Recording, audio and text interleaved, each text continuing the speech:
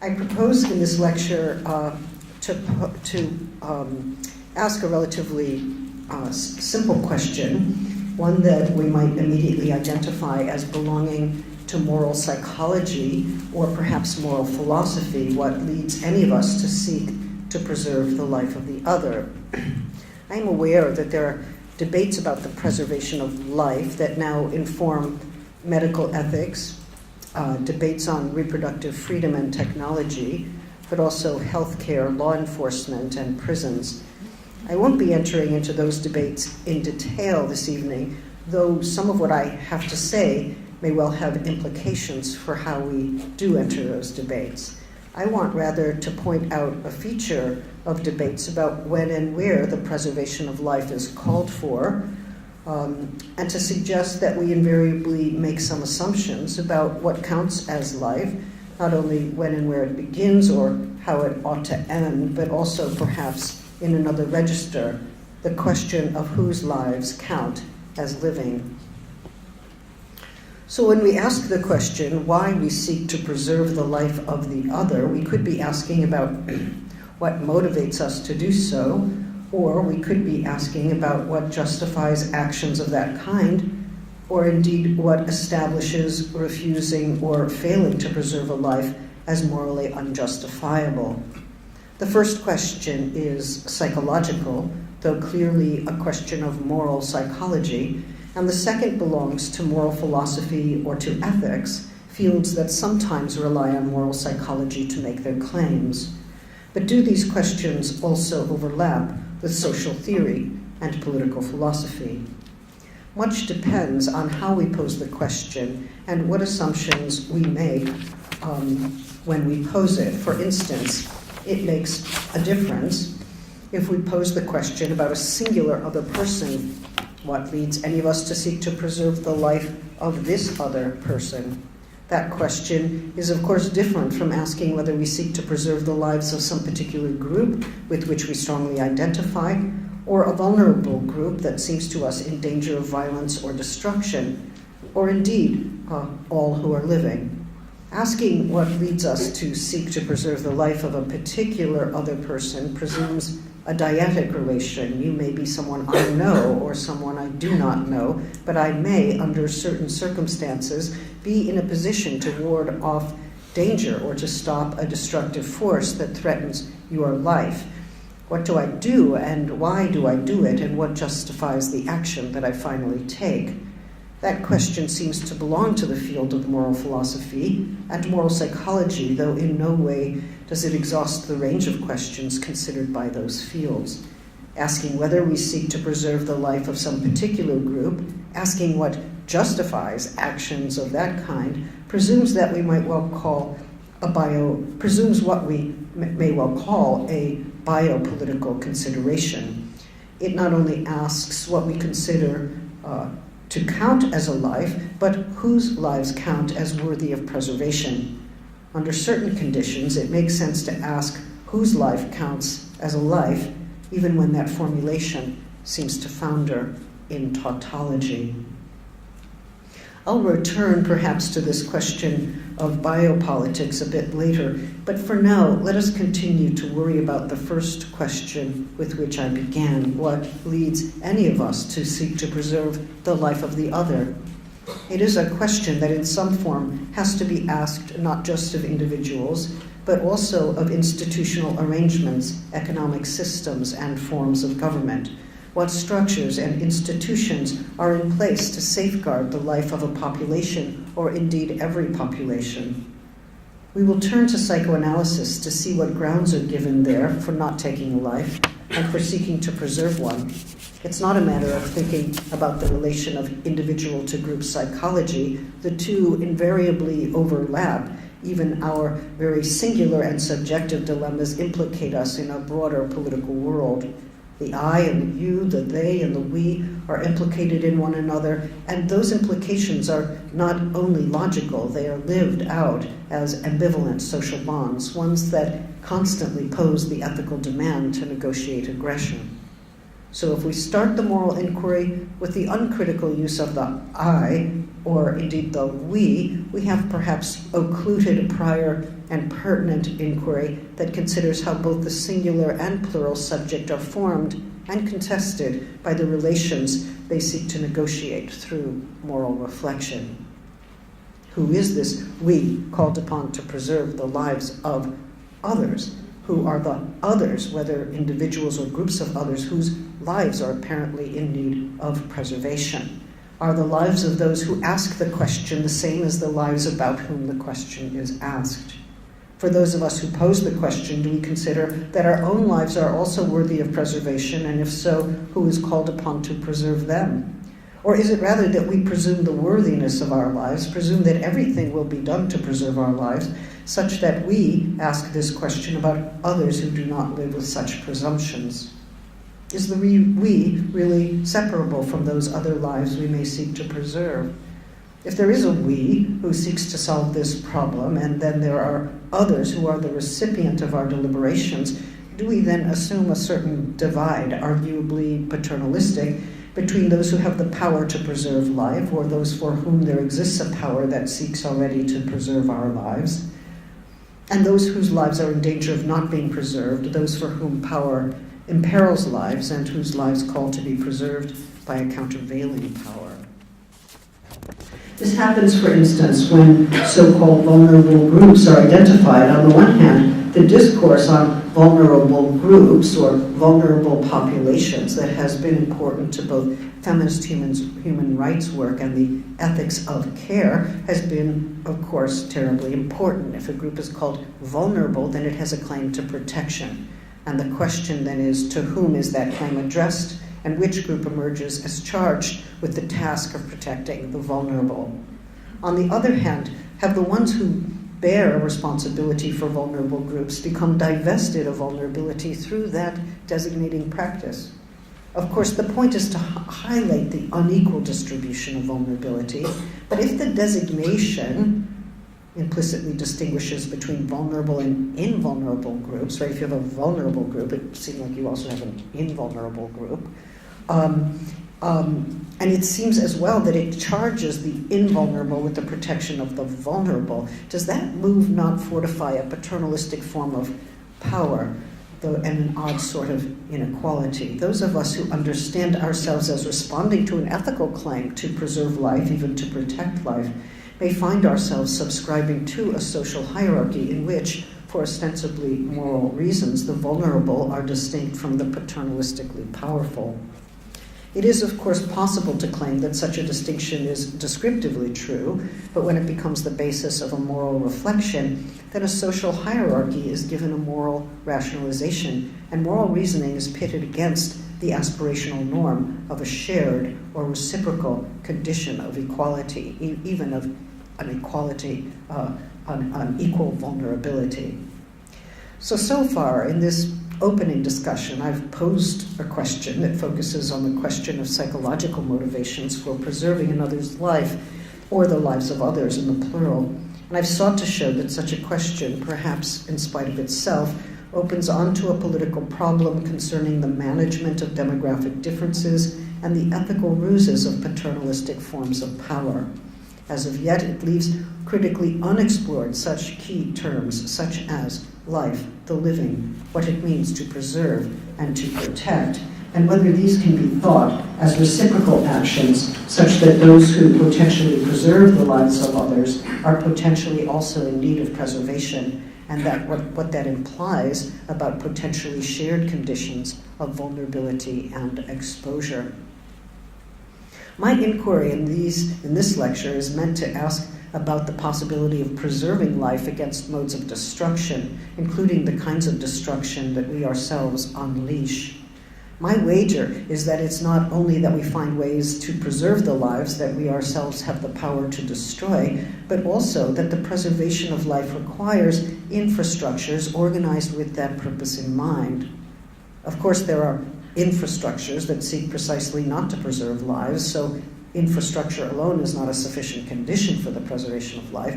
My point is rather that it is not just what we do or refuse to do to preserve a set of lives, or life, but rather how the world is built such that the infrastructural conditions for the preservation of life are reproduced and strengthened. Of course, in some sense, we do build that world, but in another sense, we find ourselves emerging into a built world we never made. The environment, of course, is not fully the result of human making. That limit of anthropocentrism will turn out to be important to developing an ethos of nonviolence.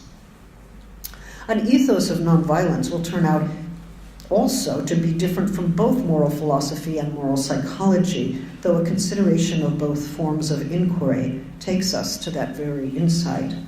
When we take moral psychology as a point of departure, as Freud surely did when considering the origins of destructiveness and aggression, our reasoning makes sense only in light of fundamental political structures, including assumptions we make about how destructive potential inheres in any social relationship. Of course, lives appear one way or the other only from specific historical perspectives. They acquire and lose value depending on the framework in which they are regarded, which is not to say that any given framework has the full power to decide the value of a life. But the differential ways in which the value of life is gauged are informed by tacit schemes of valuation according to which lives are deemed to be more or less grievable, some achieving iconic dimensions, the absolutely and clearly grievable life, and others barely making a mark, the absolutely ungrievable, a loss that is no loss. And then, of course, there's a vast domain of others whose value is foregrounded within one framework and lost within another, that is, whose value is flickering at best. One could claim that there's a continuum of the grievable, but that framework doesn't let us understand those occasions in which a life is at the same time actively mourned within one community context and fully unmarked and unmarkable within a dominant national or international frame. If there's a normative aspiration of this work, and I will concede it quickly and without shame, I used to be afraid of being normative. It's okay, you can be normative. Here we go. What is it? To formulate a political imaginary of the radical equality of grievability. If I were to say the radical equality of those who are grievable, I would not be able to focus on the way that grievability is differentially allocated, such that some do not rise to the level of the grievable, cannot be grasped as lives worth mourning, in the same way that we talk about the unequal distribution of goods or resources. I believe that we can also speak about the radically unequal distribution of grievability. That does not mean that there's a center of power that distributes according to a calculus, but it may well mean that a calculus of this sort pervades regimes of power in more or less tacit ways. And though some may think that I'm calling for everyone to cry in the face of another's death, and ask how we might grieve for those we do not even know, I want to suggest that grieving takes a different form, even an impersonal form, when the loss is not proximate, when it is at a distance, or when, in fact, it is nameless. To say that a life is grievable is to claim that a life, way before it is lost, is or will be worthy of being grieved should it be lost, and that its loss would be and should be marked as a loss, and that the prospect of loss is to be feared, and that an active position to prevent that loss should be cultivated. If institutions were structured according to a principle of the radical equality of grievability, that would mean that every life conceived within those institutional terms would be worth preserving, and that any of those losses would be marked and lamented, and that this would be true not only of this or that life, but of every life. This would, I suggest, have implications for how we think about healthcare, imprisonment, war, occupation, and citizenship, all of which make distinctions between populations that are more or less grievable. We will perhaps have time to consider in what sense equality is at work in such a formulation. But still, there is that tricky question of life. When life starts, what kinds of living beings I have in mind when I speak about those who are living. Are they subjects? Are they human? Are they embryonic? And so not quite a they at all. And what about insects, animals, and other living organisms? Are they distinct entities, or are we talking about living processes or relations? I'll enter those thickets perhaps in time. But for now, I'm simply proposing that the ethic I'm articulating is bound up with a specific political imaginary, an egalitarian imaginary, one that requires a conjectural way of proceeding, a way of experimenting with the conditional. Only lives that would be grieved if they were lost qualify as grievable lives, and these are lives actively and structurally protected from violence and destruction. The use of the grammatical form of the second conditional is one way of experimenting with a potential, postulating what would follow if all lives were regarded as grievable. It might let us see how a utopic horizon opens up in the midst of our consideration of whose lives matter and whose lives do not, or whose lives are more likely to be preserved and whose lives are not. So when I'm talking about grievability, and also I'm not just talking about lives that are already lost, but living lives where grievability is an attribute that is actually borne by the living. This life is one that would be grieved if it were lost. For the most part, when we confront moral dilemmas regarding the conditions under which life should be preserved, we formulate hypotheses and then we test them by imagining various scenarios. If I were a Kantian, that's a hypothetical, I might ask whether if I act in a certain way, I can, without contradiction, will that everyone act in that same way, or at least in accord with the same moral precept. For Kant, the question is whether one commits a contradiction or acts reasonably in willing as one does. He gives us a negative and a positive formulation of his maxim: I ought never to act except in such a way that I can also will that my maxim should become a universal law. Or here again, in a positive way, act always on that maxim whose universality as a law you can at the same time will. One example he offers is that of the false promise, one that's made to extricate oneself from a difficult situation. That route seems not to work, for, and I quote, I become aware at once that I can indeed will to lie, but I can by no means will a universal law of lying. This is very important for Kafka, by the way. Others, he claims, would pay me back in like a coin, and my maxim, as soon as it was made a universal law, would be bound to annul itself. I take it then that I cannot reasonably will that false promising become a universal practice, not simply because I don't like the possibility that I may be lied to. I have to imagine that possibility to understand the contradictory character of the maxim. So for non-Kantians, for consequentialists, the imperative to imagine the consequences of living in a world in which everyone would act as you choose to act leads to the conclusion that some practices are utterly untenable, not because they are irrational or contradictory, but because they inflict consequential damage that is unwanted. In both cases, I would suggest, the potential action is figured as hypothetically reciprocal. One's own act comes back in the imagined form of another's act. Another might act on me as I would act on the other, and the consequences are unacceptable because of those damaging results. For Kant, the damage is done to reason, but not for all moral philosophers who engage the hypothetical in this way. The broader question is whether one would want to live in a world in which others acted in the same way that I propose to act when I posit a set of violent acts. Again, we could conclude that it would be irrational to will one thing for myself that I could not possibly will for another, or we might conclude that the world itself would not be livable if others were to act in the way that I propose to act, and then we would be indexing a threshold of livability. In either moral experiment, one imagines a potentially destructive act reciprocated.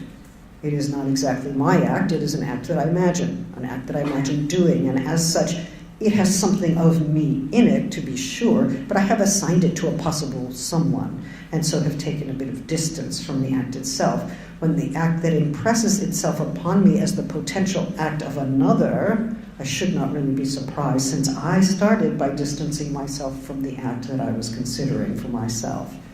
If the act is not mine, then whose is it? Thus paranoia begins. My postulation is that such a form of imagining intersects with psychoanalysis and its account of fantasy in some important ways. one's action comes back to one in the form of another's action. Right? So in a way, Kant, in his hypothetical, is engaging a kind of paranoid method, a method of paranoia. That action might be duplicated, or in the case of aggression, it would be figured as emanating from the other and directed against oneself. In scenes of persecutory fantasy, the imagined return of one's own aggression through an external figure is hardly a livable situation.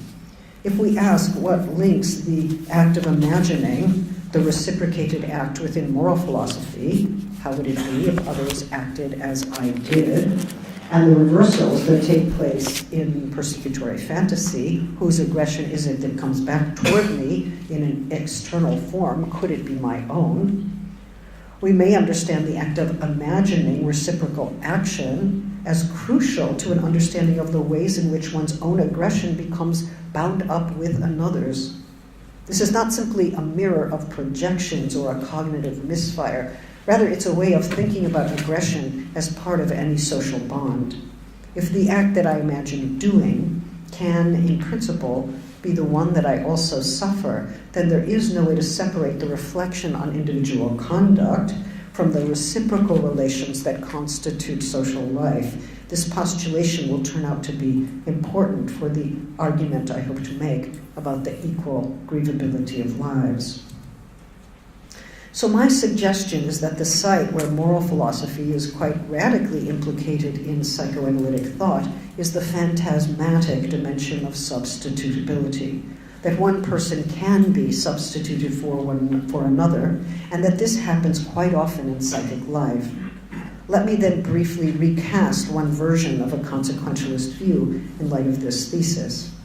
If I contemplate an act of destructiveness and I imagine that others might do as I plan to do, I may end up casting myself as the recipient of that action. That might result in a persecutory fantasy strong enough to dissuade me from acting as I thought I might or surely wished. The thought that others might do as I propose to do, or that others might do to me what I propose to do to others, proves to be unmanageable. Of course, if I become convinced that I will be persecuted, not realizing that the action I imagine is in part my own imagined action, carrying my own wish, then I might construct a rationale for acting aggressively against an aggression that's clearly coming toward me from the outside. I could use the persecutory phantasm as a justification, for my own acts of persecution. Sounds good. This is all the more tragic or comic, depending on your point of view or your mood, when one realizes that it's my own aggression that comes toward me in the form of the other's action and against which I now aggressively seek to defend myself. It is my action, but I assign it to another's name, and as misguided as that substitution may be, it nevertheless compels me to consider that what I do can be done to me. I say consider.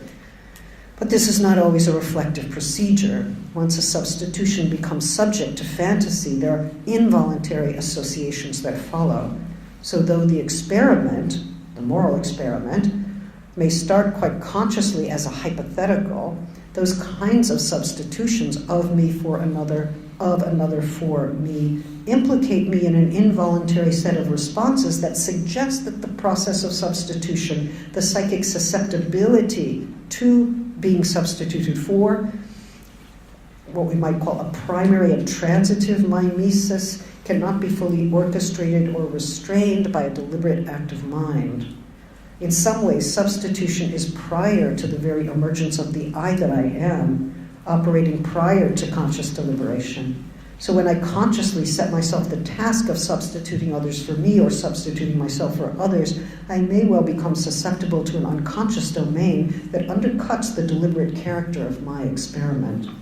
Something is thus experimenting with me in the midst of my experiment. It's not fully under my control. This point will prove to be important to the question of why any of us should seek to preserve the life of the other, since as I pose the question, it reverses and expands, becoming recast as reciprocal action. As a result, in seeing how my life and the life of the other can be substituted for one another, they seem not to be so fully separable. The links between us exceed any that I may have consciously chosen. So it may be that the act of hypothetically substituting myself for another or another for me brings us to a broader consideration of the reciprocal damage done by violence, the violence, as it were, done to reciprocal social relations themselves. And yet sometimes this very capacity for substituting oneself for another and another for oneself can build up a world that leads to greater violence. How and why is that the case? One reason we cannot or may not take away the lives of those we would rather see gone is that we cannot consistently live in a world in which everyone did the same. Kantian. To apply this measure to our actions means that we have to imagine a world in which we do act that way, set ourselves on the road to action, and query whether there are grounds to stop ourselves. We have to imagine the consequences of murderous action, and that involves passing through a disturbing fantasy, one, I would suggest, that is not altogether consciously orchestrated. For to imagine that the other might die because of me suggests already that the reverse might be true. I might die at the hands of the other. And yet I may well compartmentalize my beliefs so that I imagine my action as unilateral and unreciprocated, which means that I would have become split off from entertaining the possibility of dying at the hands of the other. If one's beliefs are founded on such a denial or such a splitting off, what consequences does that have for how one understands oneself? In performing the thought experiment, one might conclude that others would seek to destroy me, or that they surely will, at which point I may conclude that I'm a damn fool if I do not destroy them first. But on what is that perception of others intent on destroying me based? Once the thought experiment gives way to those modal possibilities of persecution, the argumentation can work to support the decision to kill. Of course, Freud was not at all convinced that reason has the power to order and constrain murderous wish, a remark he made time and again, but especially on the brink of war. And we can see how a form of circular reasoning can function as an instrument of aggression, whether that aggression is desired or feared. Given the reality of destructive urges, Freud argued that ethical severity is surely required. At the same time, he wondered whether ethical severity could really do the job. In Civilization and Its Discontents, Freud makes a joke that the ethical severity of the superego, and here I quote, does not trouble itself enough about the facts of the mental constitution of human beings, since in his words, the ego does not have unlimited mastery over the id. Freud claims as well that the commandment, love thy neighbor as thyself, is the strongest defense against human aggressiveness and an excellent example of the unpsychological proceedings of the cultural superego. Earlier, in his reflections on war and death, he writes that no matter how elaborate our rational commitments might be, and here I quote again, in our unconscious we daily and hourly do away with all those who have insulted or harmed us. Or again, if we are to be judged by our unconscious wishes, we ourselves are nothing but a band of murderers. Okay.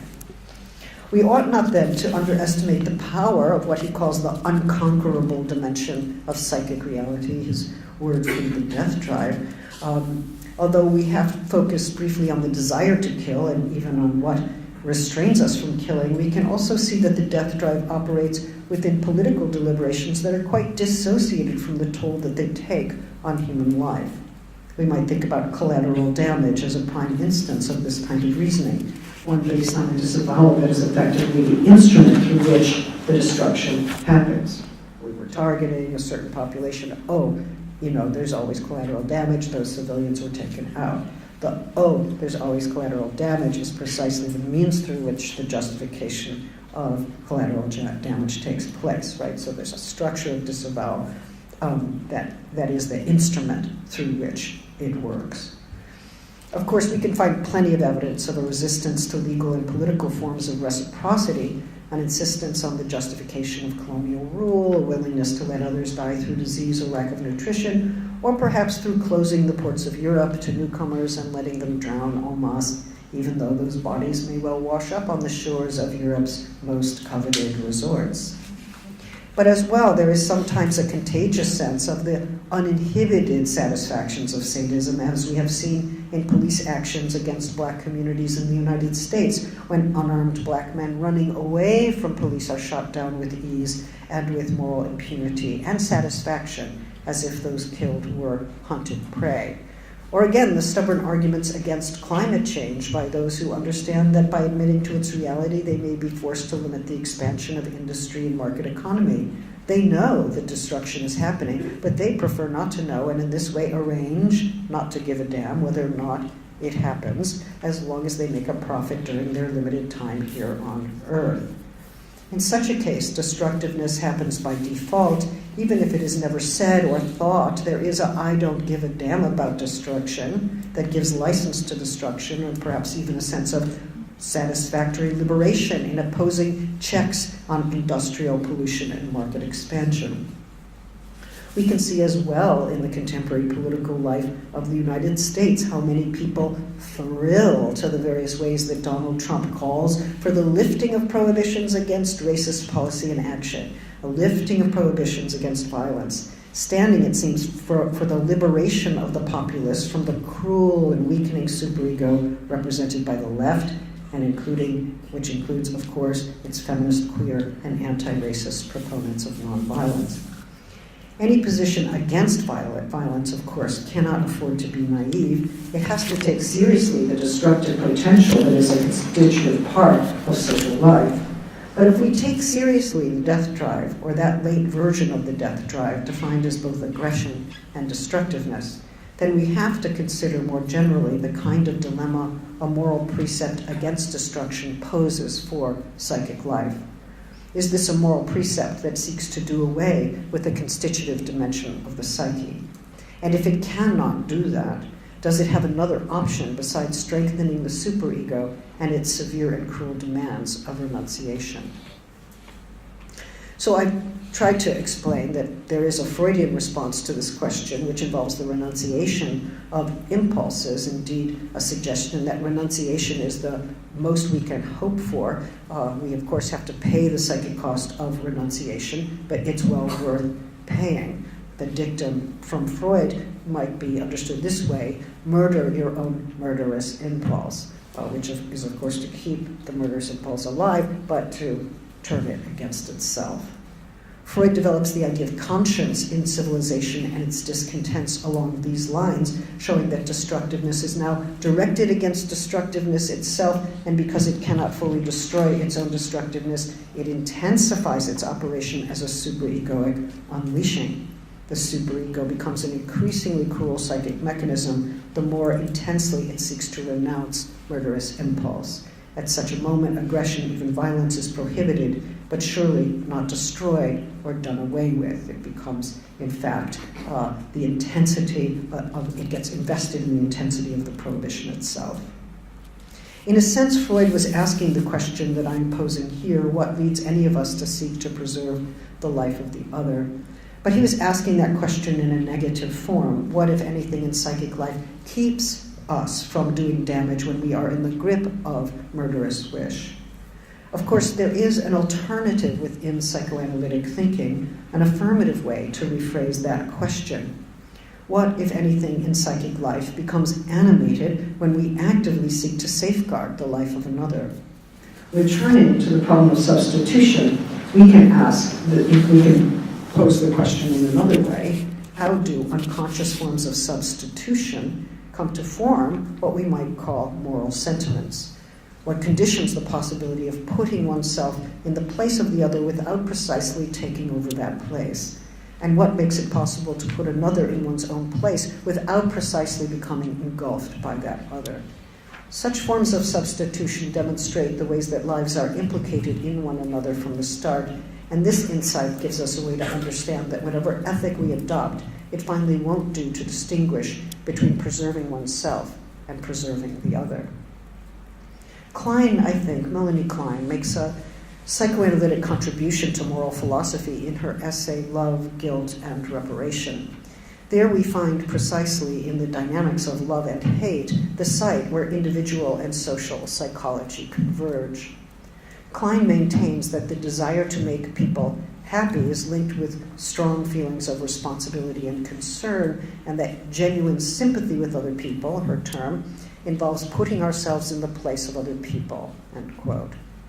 To do this, identification, her term, brings us as close as we get to the possibility of altruism. She writes, and I quote, "We are only able to disregard or to some extent sacrifice our own feelings and desires, and thus for a time to put the other person's feelings and desires first if we have the capacity to identify ourselves with the loved person." This disposition is not fully self-abnegation, for in seeking the happiness of the one we love, we are understood to share in that person's satisfaction. So there's a vicarious moment that intervenes in the act of putting the other first, such that, and I quote her again, "we regain in one way what we have sacrificed in another." This is kind of furtive selfish satisfaction in altruism.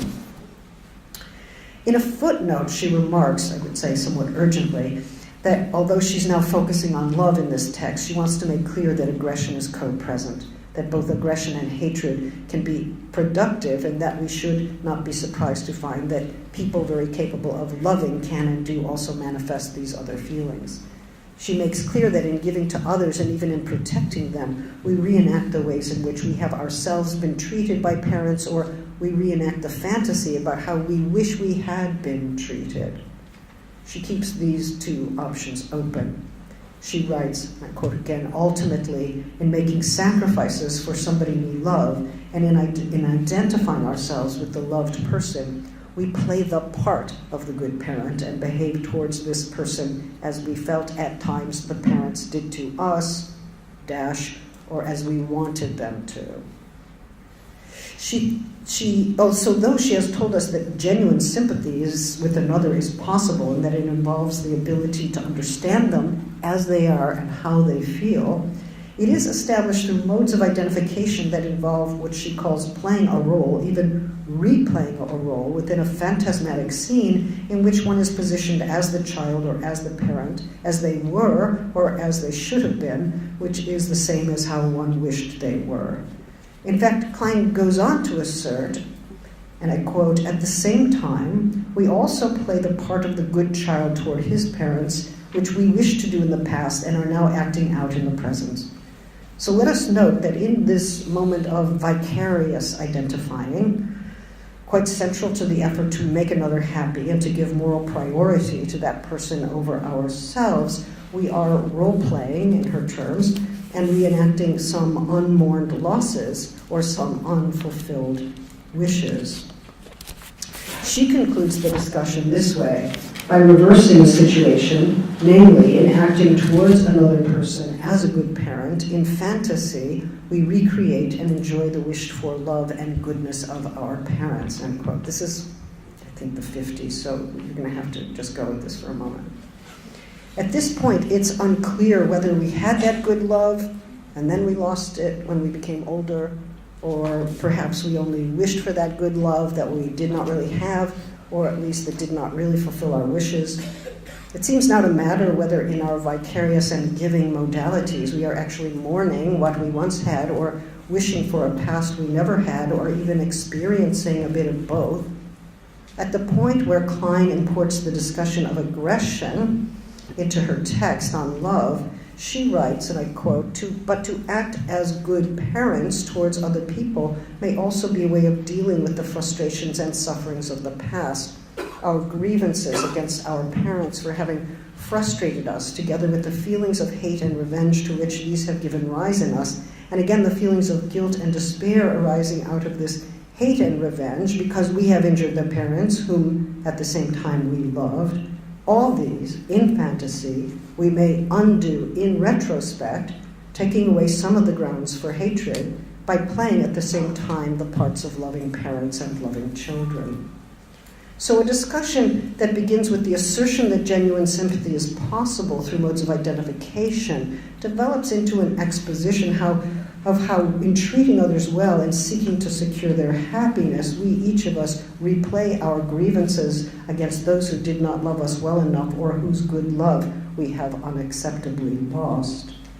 At the same time, according to this logic, one is able now to be the good child one was not, or rather could not possibly have been, given the waves of aggression that overwhelmed all those efforts to be good, those early efforts to be good. So I am, as it were, working out my losses and grievances, even expiating my guilt when I engage in genuine sympathy, according to Klein. I put the other first, but my scene establishes all the roles that I or you can play. Perhaps it is all quite easy. I am only sharing in the satisfaction that I give the other because I love the other, and what the other feels, I feel as well. Genuine sympathy. If so, we might well wonder whether the other to whom I give my love is ever free of those scenarios that I replay, reconstituting what I have lost or what I never had, or working out the guilt I have accrued, having sought or seeking still to destroy the other, even if only in fantasy. Is my sympathy motivated by my own loss and guilt, or is it the case that in sharing the other's happiness that I help to bring about, the I and the you are not as distinct as we might have thought? If they are sharing, what precisely do they share? When Klein concludes this discussion by claiming that making reparation is fundamental to love, she gives us another way to think about sympathy. Even as I have sympathy for another, perhaps for the reparation that another never received for a loss or for a deprivation, it seems that I am at the same time making reparation for what I never had or how I should have been cared for. In other words, I move toward the other, but I repair myself, and neither one of these motions can be fully extricated from one another. In these passages, Klein focuses on grievance and guilt, but grievance makes sense only in light of the claim that one has been deprived in the past. The deprivation may come in the form of loss. I once had that love and now no longer do. Or it may come in the form of reproach. I never had that love and surely should have had such love.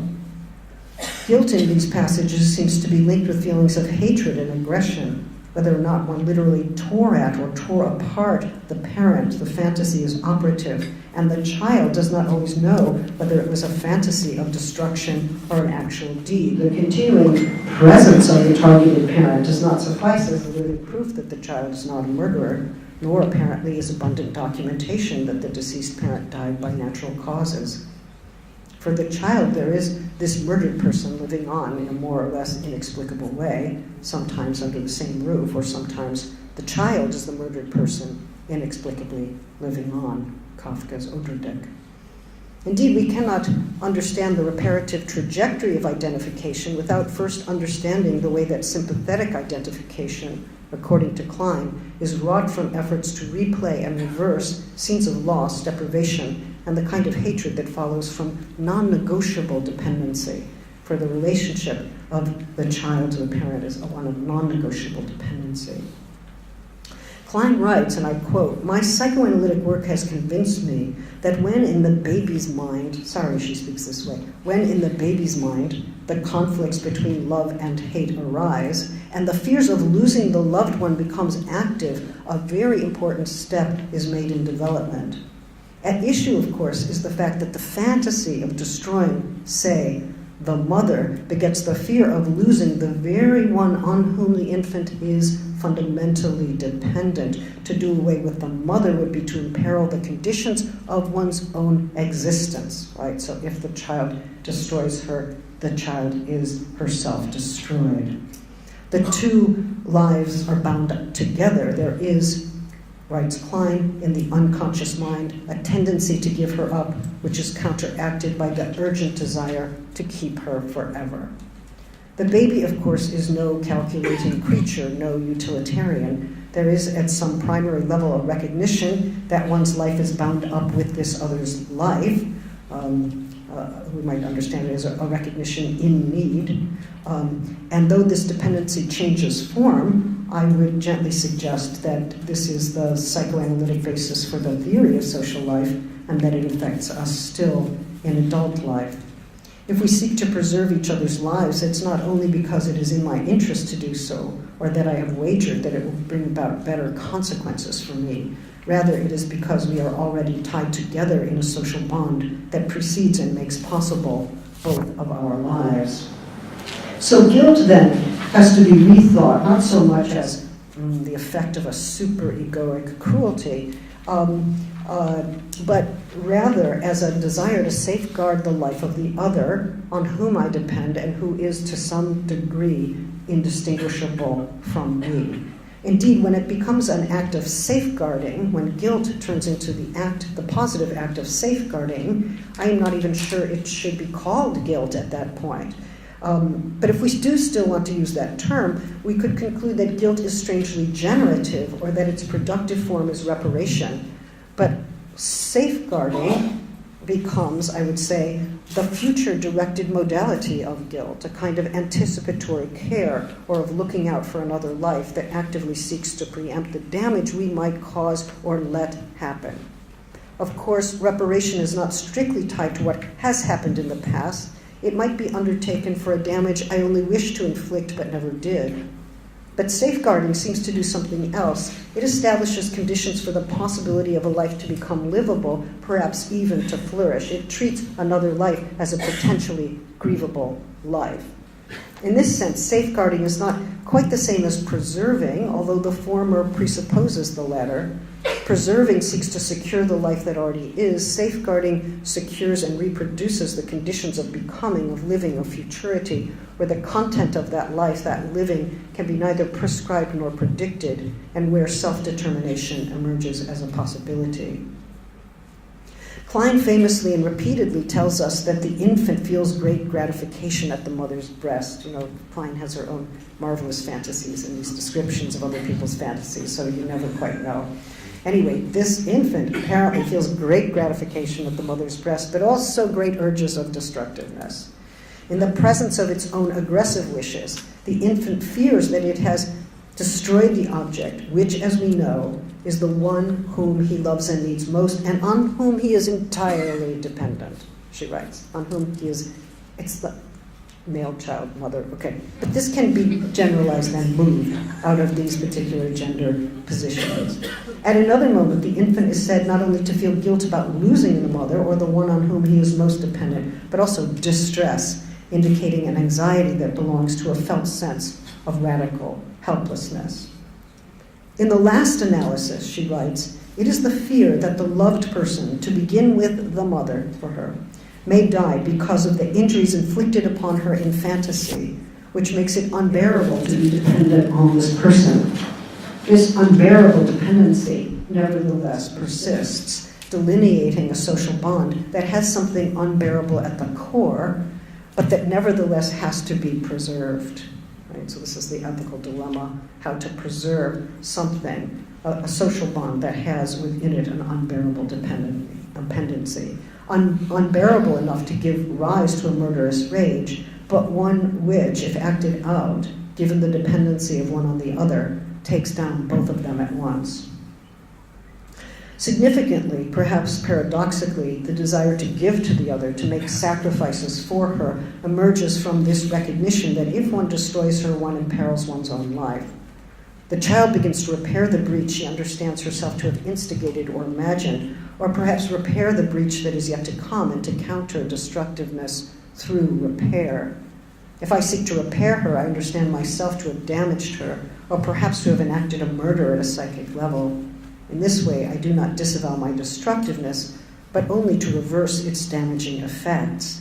It's not that destructiveness converts into repair, but that I seek to repair even as I am driven with destructiveness, or precisely because I am so driven.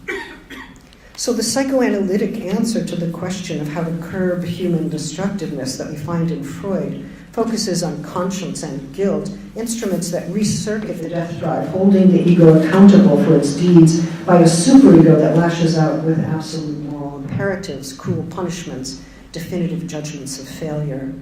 But this logic, in which one's destructive impulses are curbed through internalization, seems to find its culminating moment in a self-lacerating conscience or a negative narcissism, as we saw in Freud.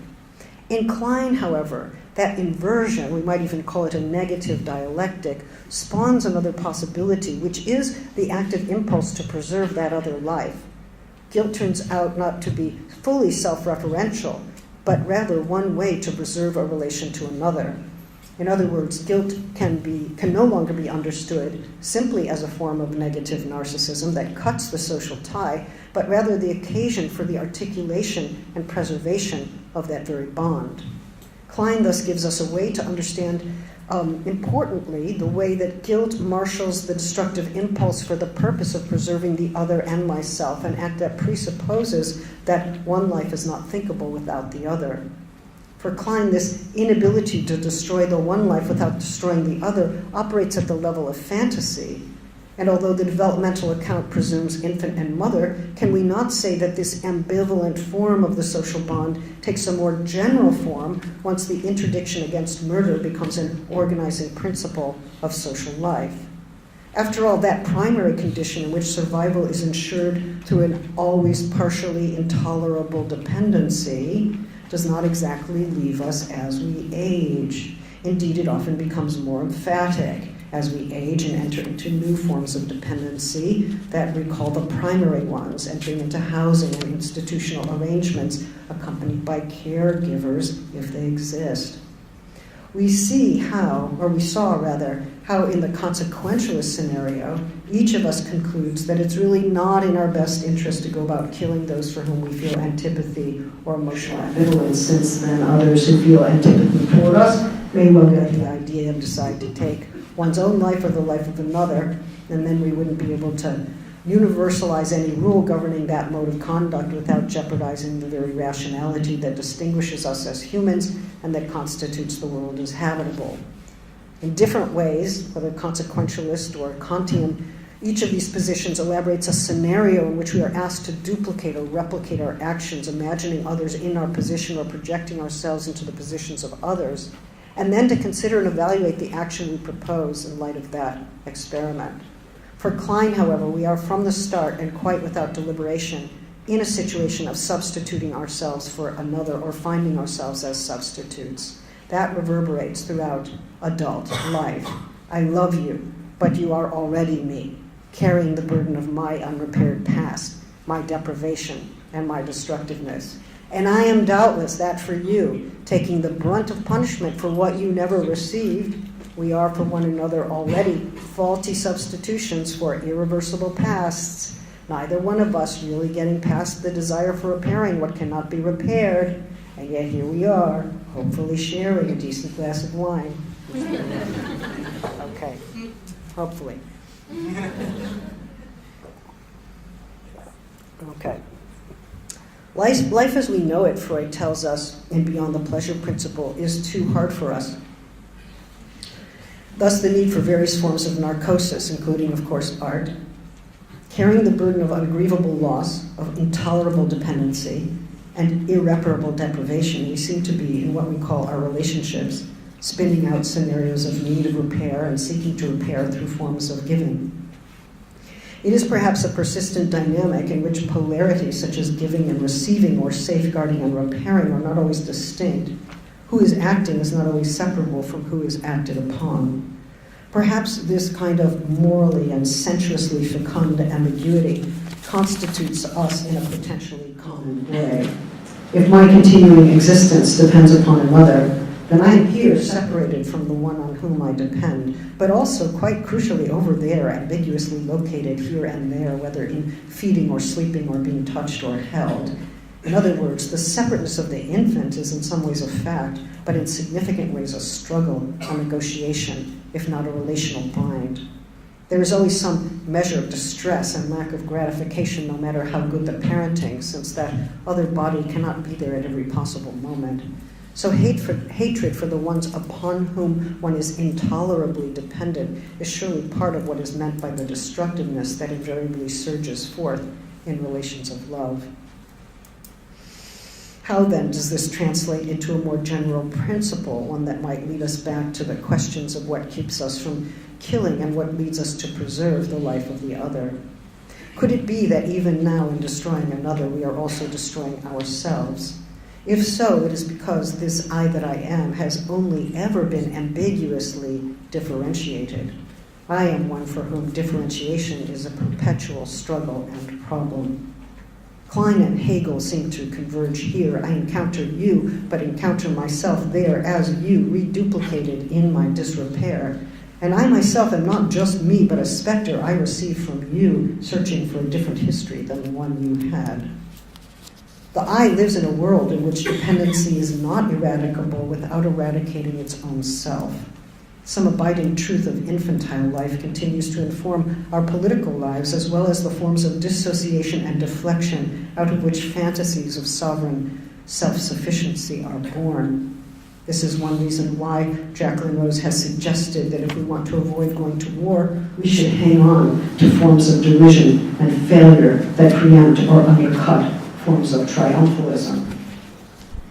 We may think that genuine sympathy requires that I understand myself as quite separate from you, as not you, but it may be that my capacity not to be me, what Klein calls playing a role, even to act out, is part of what I am and do, and also what allows me to sympathize with you. And this means that in identification, I am partly comported beyond myself in you, and what you levy in my direction is carried by me.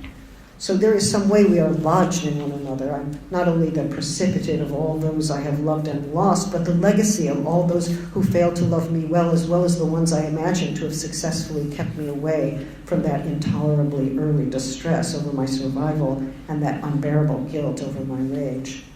And I endeavor to become the one who seeks to secure the conditions of your life and to survive whatever rage you feel about a dependency you cannot flee. Indeed, we all live more or less with a rage over a dependency from which we cannot free ourselves without freeing ourselves from the conditions of social and psychic life itself. So to conclude then, let me return briefly to this idea of lives as equally grievable. I want to suggest that if all lives are considered equally grievable, the political world ought rightly to be organized such that this principle is affirmed in the governance of economic and institutional life, and that this would involve an anticipatory safeguarding of lives against the destruction of which we ourselves are capable. There is something different from protecting the vulnerable by strengthening forms of paternalistic power. After all, that strategy always arrives late and fails to address the differential production of vulnerability. If a life from the start is regarded as grievable, then every precaution will be taken to safeguard such a life against its harm and destruction.